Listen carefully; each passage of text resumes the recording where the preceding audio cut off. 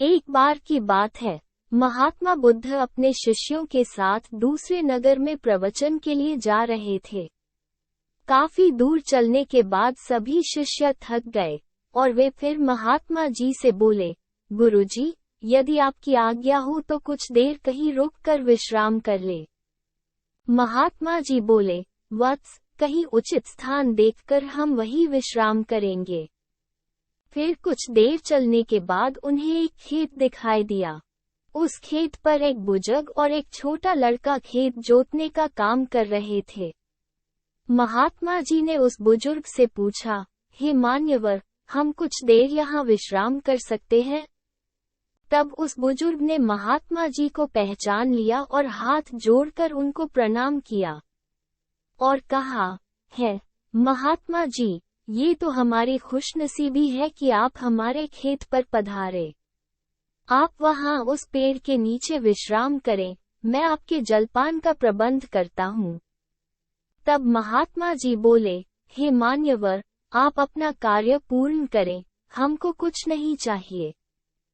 फिर भी वह बुजुर्ग नहीं माने और महात्मा जी को कुछ फल तोड़कर और उन्हें जल देकर वह बुजुर्ग अपने काम में व्यस्त हो गए।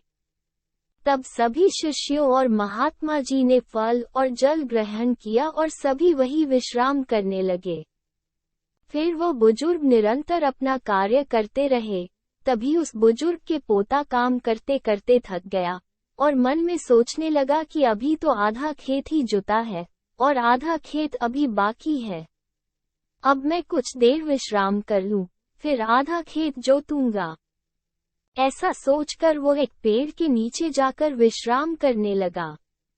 पेड़ की ठंडी ठंडी हवा से उस बुजुर्ग के पोते की आंख लग गई, लेकिन वो बुजुर्ग निरंतर अपने कार्य में लगे रहे।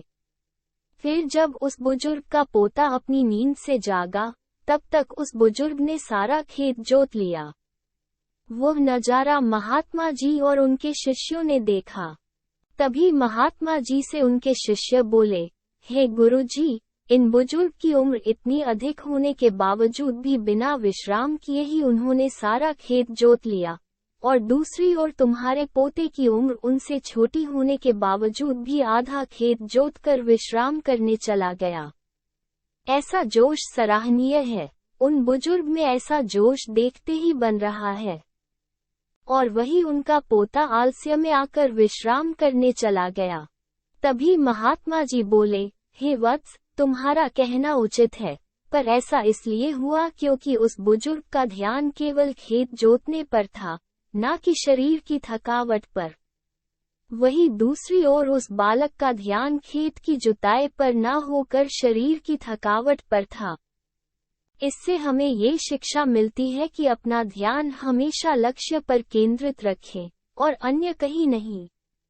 ये कहकर महात्मा जी और उनके शिष्य उस बुजुर्ग का अभिवादन करके अपने मार्ग पर चल दिए। Thanks for watching my video. Please like, share, comment and subscribe my channel.